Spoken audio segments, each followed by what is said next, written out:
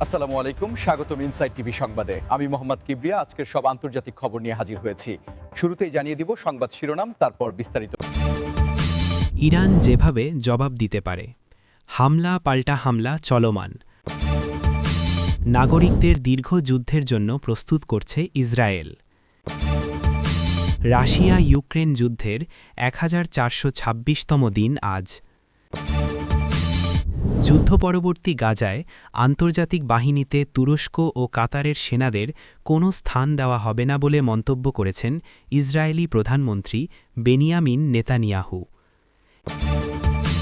ইরানে হাজারো মৃত্যুর কথা স্বীকার করে ট্রাম্পকে অপরাধী বললেন খামেনি। আসসালামু আলাইকুম, স্বাগতম জানাচ্ছি ইনসাইড টিভি সংবাদে। আমি মোহাম্মদ কিবরিয়া। এতক্ষণ শুনছিলেন সংবাদ শিরোনাম, এবার বিস্তারিত। এই বিষয়ে আপনার মতামত কমেন্টে জানান এবং যুদ্ধের সব আপডেট আগে পেতে চ্যানেলটি সাবস্ক্রাইব করে যাবেন। বর্তমান ভূ রাজনীতির প্রেক্ষাপটে মধ্যপ্রাচ্যের পরিস্থিতি যে কতটা উত্তপ্ত হয়ে আছে তা আর নতুন করে বলার অপেক্ষা রাখে না। বিশেষ করে ইরান যেভাবে তাদের প্রতিক্রিয়া বা জবাব দিতে পারে তা নিয়ে আন্তর্জাতিক বিশ্লেষকদের মধ্যে জল্পনা কল্পনার শেষ নেই। যখন একটি রাষ্ট্র কোনো বড় ধরনের সংঘাত বা উত্তেজনার কেন্দ্রে চলে আসে, তখন তাদের পরবর্তী পদক্ষেপ কী হবে তা নির্ভর করে বেশ কিছু স্ট্র্যাটেজিক বা কৌশলগত সমীকরণের ওপর। আর ইরানের ক্ষেত্রে বিষয়টি আরও জটিল, কারণ তাদের হাতে রয়েছে প্রথাগত সামরিক শক্তির পাশাপাশি শক্তিশালী প্রক্সি নেটওয়ার্ক এবং আধুনিক মিসাইল টেকনোলজি, যা যে কোনো মুহূর্তে যুদ্ধের মোড় ঘুরিয়ে দিতে পারে।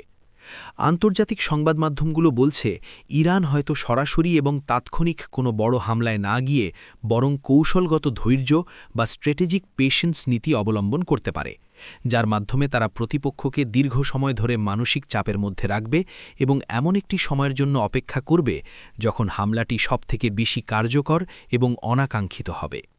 তাছাড়া সাইবার ওয়ারফেয়ার বা ডিজিটাল যুদ্ধের বিষয়টিও এখানে অত্যন্ত গুরুত্বপূর্ণ, কারণ আধুনিক যুগে সরাসরি মিসাইল ছোড়ার চেয়েও কোনো দেশের ক্রিটিক্যাল ইনফ্রাস্ট্রাকচার বা যোগাযোগ ব্যবস্থায় আঘাত হানা অনেক বেশি ধ্বংসাত্মক হতে পারে বলে বিশেষজ্ঞরা মনে করছেন, এবং ইরান এই প্রযুক্তিতে বিগত কয়েক বছরে বেশ সক্ষমতা অর্জন করেছে।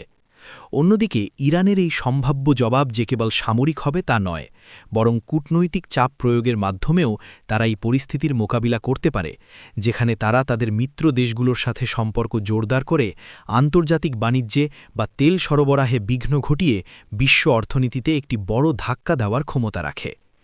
আপনারা জানেন যে হুরমুজ প্রণালী দিয়ে বিশ্বের জ্বালানি তেলের একটি বিশাল অংশ পরিবাহিত হয়, তাই সেখানে যে কোনো ধরনের অস্থিরতা তৈরি করা মানেই হল বিশ্ববাজারে তেলের দাম বাড়িয়ে দেওয়া এবং পশ্চিমা দেশগুলোকে অর্থনৈতিকভাবে চাপে ফেলা, যা হয়তো সরাসরি যুদ্ধের চেয়েও বেশি কার্যকরী হতে পারে। তবে এটাও ঠিক যে ইরান যদি খুব বড় মাত্রায় কোনো সামরিক পদক্ষেপ নেয়, তবে তা একটি পূর্ণাঙ্গ আঞ্চলিক যুদ্ধের রূপ নিতে পারে, যা কেউই চাইছে না। তাই বিশ্লেষকরা ধারণা করছেন যে জবাবটি হবে পরিমাপিত বা ক্যালকুলেটেড, যাতে নিজেদের শক্তির জানান দেওয়া যায় কিন্তু পরিস্থিতি নিয়ন্ত্রণের বাইরে না চলে যায়। পরবর্তী সংবাদের দিকে নজর দিচ্ছি, যেখানে দেখা যাচ্ছে হামলা পাল্টা হামলার এই চক্র যেন থামছেই না, এবং ইসরায়েল তাদের নাগরিকদের এখন দীর্ঘমেয়াদী যুদ্ধের মানসিকতা নিয়ে প্রস্তুত হবার আহ্বান জানাচ্ছে। যখন কোনো দেশের সরকার বা প্রশাসন তাদের সাধারণ নাগরিকদের দীর্ঘ যুদ্ধের জন্য প্রস্তুত হতে বলে, তখন বুঝতে হবে পরিস্থিতি কেবল সাময়িক উত্তেজনার মধ্যে সীমাবদ্ধ নেই, বরং এটি একটি দীর্ঘস্থায়ী সংঘাতের দিকে মোড় নিচ্ছে, যা হয়তো মাসের পর মাস এমনকি বছর জুড়েও চলতে পারে। ইসরায়েলি হোমফ্রন্ট কমান্ড এবং নীতি নির্ধারকরা বারবার জনগণকে সতর্ক করছেন যে চলমান এই সংঘাত খুব দ্রুত শেষ হবার কোনো লক্ষণ নেই, এবং এর জন্য দৈনন্দিন জীবনে বড় ধরনের পরিবর্তনের প্রয়োজন হতে পারে, যেমন নিরাপদ আশ্রয়ে থাকার প্রস্তুতি, জরুরি খাদ্য ও রসদ মজুদ রাখা এবং মানসিকভাবে যে কোনো পরিস্থিতির জন্য তৈরি থাকা। যুদ্ধের এই নতুন ধাপে কেবল সামরিক বাহিনী নয়, বরং সাধারণ মানুষের রেজিলিয়েন্স বা টিকে থাকার ক্ষমতাকেই সবথেকে বড় অস্ত্র হিসেবে দেখা হচ্ছে। কারণ একটি দীর্ঘ যুদ্ধ মানেই হল অর্থনীতির ওপর বিশাল চাপ, পর্যটন শিল্পে ধস এবং স্বাভাবিক জনজীবনে স্থবিরতা নেমে আসা। ইসরায়েলের অভ্যন্তরেও এই দীর্ঘযুদ্ধের প্রভাব নিয়ে নানা ধরনের আলোচনা শুরু হয়েছে, কারণ রিজার্ভিস্ট বা যারা নিয়মিত সেনাবাহিনীর বাইরে থেকেও যুদ্ধের সময় ডাক পান, তাদের দীর্ঘ সময় ধরে নিজেদের কর্মক্ষেত্র ছেড়ে সীমান্তে অবস্থান করতে হচ্ছে, যার ফলে দেশের উৎপাদনশীলতা এবং প্রযুক্তি খাতে একটি বড় শূন্যতা তৈরি হবার আশঙ্কা রয়েছে। তাছাড়া হামলা পাল্টা হামলার এই নিত্যনৈমিত্তিক ঘটনায় মানুষের মনের ওপর যে ট্রমা বা মানসিক চাপ তৈরি হচ্ছে তা দীর্ঘমেয়াদে একটি প্রজন্মের ওপর প্রভাব ফেলতে পারে এবং এই বিষয়টি মাথায় রেখেই হয়তো সরকার নাগরিকদের আগে থেকেই মানসিকভাবে শক্ত হওয়ার বার্তা দিচ্ছে। আন্তর্জাতিক বিশ্লেষকরা বলছেন দীর্ঘযুদ্ধ শব্দটির ব্যবহার কৌশলগত কারণেও হতে পারে, যাতে প্রতিপক্ষ বুঝতে পারে যে ইসরায়েল সহজে পিছু হটবে না এবং তারা যে কোনো মূল্যে তাদের লক্ষ্য অর্জন না হওয়া পর্যন্ত লড়াই চালিয়ে যাবে। এবার দৃষ্টি ফেলানো যাক পূর্ব ইউরোপের দিকে, যেখানে রাশিয়া ও ইউক্রেনের মধ্যে চলা রক্তক্ষয়ী সংঘাত আজ 1426তম দিনে পদার্পণ করেছে।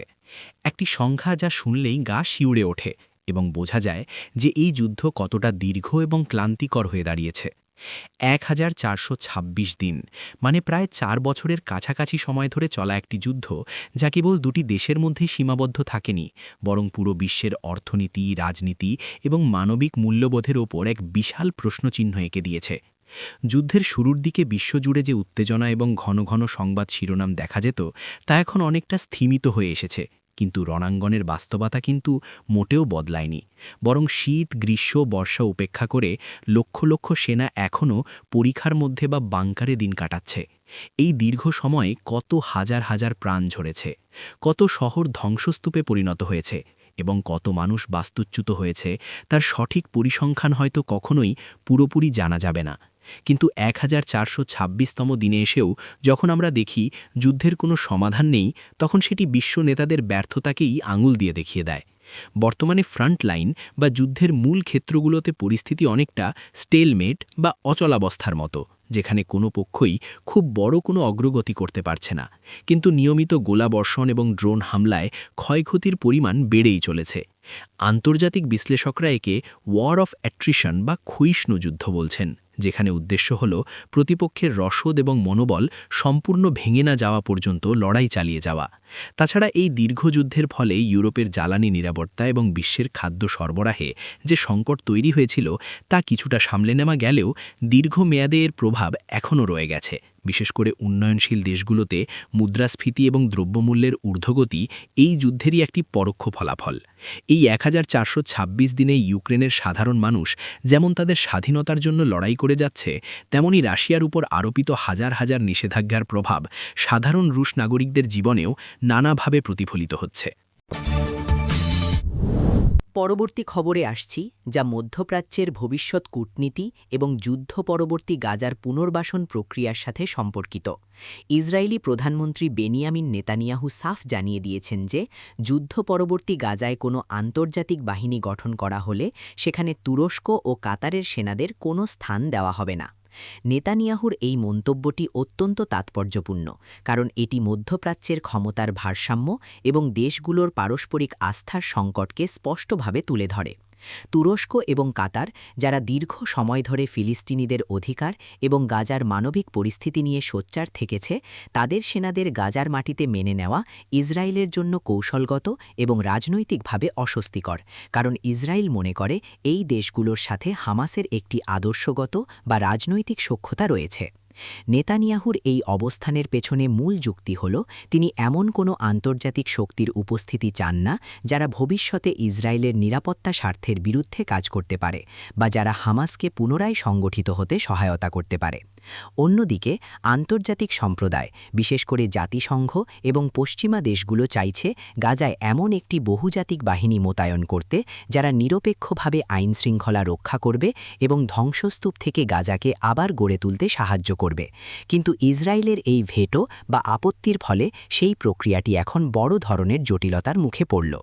তুরস্ক এবং কাতার মধ্যপ্রাচ্যের রাজনীতিতে অত্যন্ত প্রভাবশালী দুটি দেশ, এবং তাদের বাদ দিয়ে গাজায় কোনো টেকসই সমাধান বা পুনর্বাসন প্রক্রিয়া কতটা সফল হবে তা নিয়ে বিশ্লেষকদের মধ্যে যথেষ্ট সন্দেহ রয়েছে। তাছাড়া তুরস্ক ন্যাটোর সদস্য এবং কাতার মধ্যস্থতাকারী হিসেবে বহুবার তাদের দক্ষতা প্রমাণ করেছে, তাই তাদের সেনাদের প্রত্যাখ্যান করা কূটনৈতিকভাবে একটি বড় বার্তা দেয় যে ইসরায়েল গাজার ভবিষ্যৎ নিয়ন্ত্রণে কাদের বিশ্বাস করে আর কাদের করে না। এই বিষয়টি ভবিষ্যতে তুরস্ক ও কাতারের সাথে ইসরায়েলের সম্পর্ককে আরও তলানিতে নিয়ে যেতে পারে এবং আঞ্চলিক উত্তেজনাকে উস্কে দিতে পারে। যুদ্ধ পরবর্তী পরিকল্পনা বা ডে আফটার সিনারিও নিয়ে এখনও কোনো ঐকমত্যে পৌঁছানো সম্ভব হয়নি, আর নেতানিয়াহুর এই নতুন শর্ত সেই অনিশ্চয়তাকে আরও বাড়িয়ে দিল।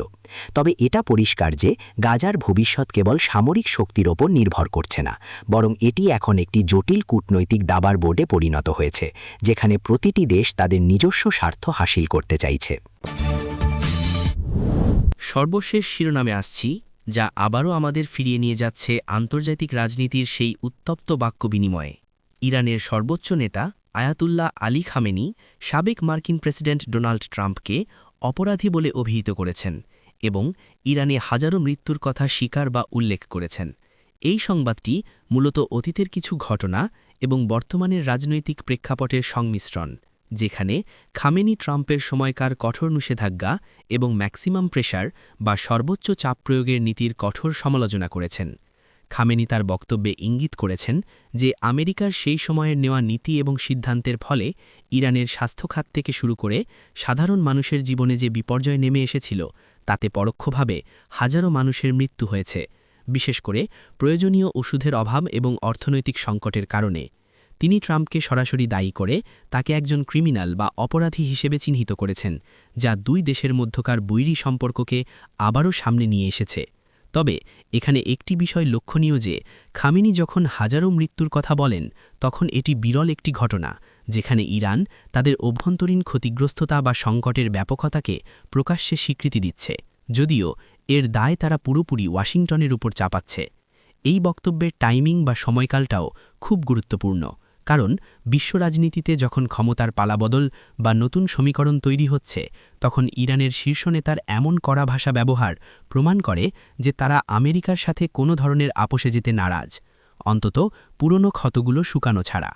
ট্রাম্পের শাসনামলে ইরানের শীর্ষ জেনারেল কাসেম সোলাইমানিকে হত্যার ঘটনা এবং পরমাণু চুক্তি থেকে আমেরিকার বেরিয়ে যাওয়া, এই বিষয়গুলো ইরানের নীতিনির্ধারকদের মনে গভীর প্রভাব ফেলেছে এবং খামেনির এই বক্তব্য সেই দীর্ঘদিনের ক্ষোভের বহিঃপ্রকাশ।